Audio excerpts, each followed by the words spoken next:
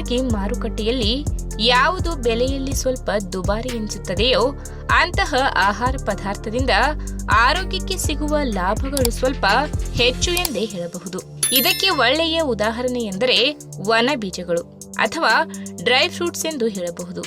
ಯಾಕಂದ್ರೆ ಬೆಲೆಯಲ್ಲಿ ದುಬಾರಿ ಅನಿಸಿದರೂ ಕೂಡ ಇವುಗಳಲ್ಲಿ ಹಲವಾರು ಬಗೆಯ ಪೋಷಕಾಂಶಗಳು ಅಡಗಿವೆ. ಹೀಗಾಗಿ ಇಂತಹ ವನ ಫಲಗಳನ್ನ ನಿತ್ಯವೂ ಮಿತವಾಗಿ ಸೇವನೆ ಮಾಡುವುದರಿಂದ ಖಂಡಿತವಾಗಿಯೂ ಹಲವಾರು ರೀತಿಯ ಅನಾರೋಗ್ಯಗಳಿಂದ ದೂರವಿರಬಹುದು. ಹಾಗಾದ್ರೆ ಆ ವನ ಫಲಗಳು ಯಾವುವು ಎಂಬುದನ್ನ ಇವತ್ತಿನ ವಿಡಿಯೋ ಮುಖಾಂತರ ತಿಳಿದುಕೊಳ್ಳೋಣ. ಅದಕ್ಕಿಂತ ಮುಂಚೆ ನೀವಿನ್ನು ನನ್ನ ಚಾನೆಲ್ಗೆ ಸಬ್ಸ್ಕ್ರೈಬ್ ಆಗಿಲ್ಲ ಅಂದ್ರೆ ಪ್ಲೀಸ್ ಸಬ್ಸ್ಕ್ರೈಬ್ ಮಾಡ್ಕೊಳ್ಳಿ, ಹಾಗೆ ಪಕ್ಕದಲ್ಲೇ ಇರುವಂತಹ ಬೆಲ್ ಐಕಾನ್ ನ ಕ್ಲಿಕ್ ಮಾಡಿ.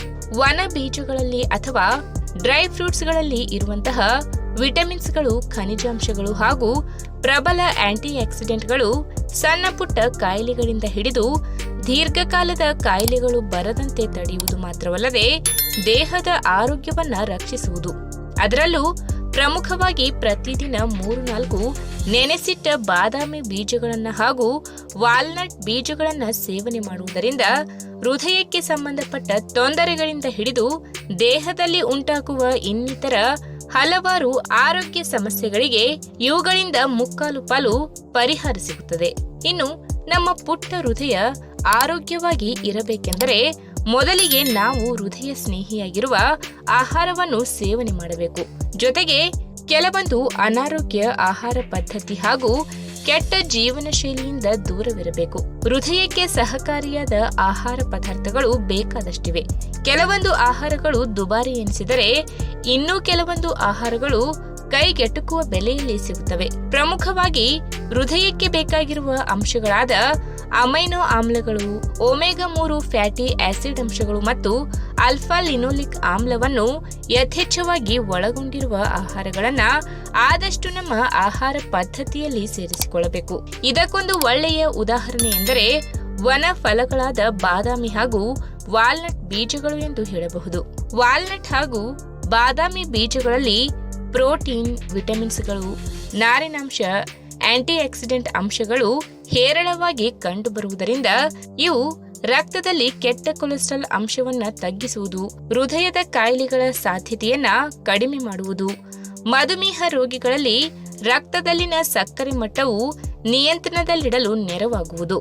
ಇನ್ನು ವಾಲ್ನಟ್ ಅಥವಾ ಅಕ್ರೋಟ್ ಬೀಜಗಳು ಬಾಯಿಯ ರುಚಿಯನ್ನ ಹೆಚ್ಚಿಸುವುದು ಮಾತ್ರವಲ್ಲದೆ ಹೃದಯದ ಆರೋಗ್ಯಕ್ಕೆ ಹೆಚ್ಚು ಅನುಕೂಲಕರವಾಗಿ ಕೆಲಸ ಮಾಡುತ್ತವೆ.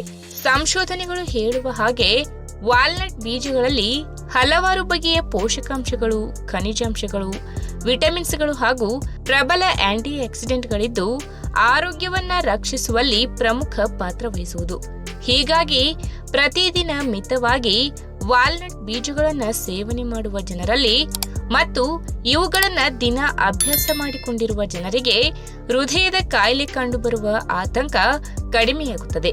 ಇನ್ನು ಬಾದಾಮಿ ಬೀಜಗಳಲ್ಲಿ ಪೋಷಕಾಂಶಗಳ ಭಂಡಾರವೇ ಇದೆ ಎಂದು ಹೇಳಬಹುದು. ಮುಖ್ಯವಾಗಿ ಹೃದಯದ ಆರೋಗ್ಯಕ್ಕೆ ಇವು ಪೂರಕವಾಗಿವೆ.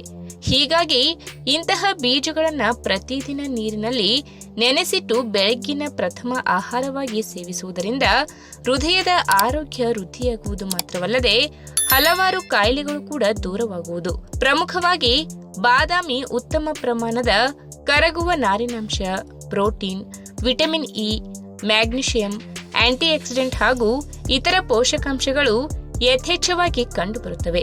ಇವು ರಕ್ತದಲ್ಲಿ ಕೆಟ್ಟ ಕೊಲೆಸ್ಟ್ರಾಲ್ ಅಂಶವನ್ನ ಕಡಿಮೆ ಮಾಡಿ ಹೃದಯದ ಆರೋಗ್ಯವನ್ನ ರಕ್ಷಿಸಲು ನೆರವಾಗುತ್ತವೆ. ಈ ವಿಡಿಯೋ ನಿಮಗೆ ಇಷ್ಟವಾದಲ್ಲಿ ತಪ್ಪದೆ ಲೈಕ್ ಮಾಡಿ, ಶೇರ್ ಮಾಡಿ, ಹಾಗೆ ನಿಮ್ಮ ಅನಿಸಿಕೆನ ಕಮೆಂಟ್ ಮೂಲಕ ತಿಳಿಸಿ.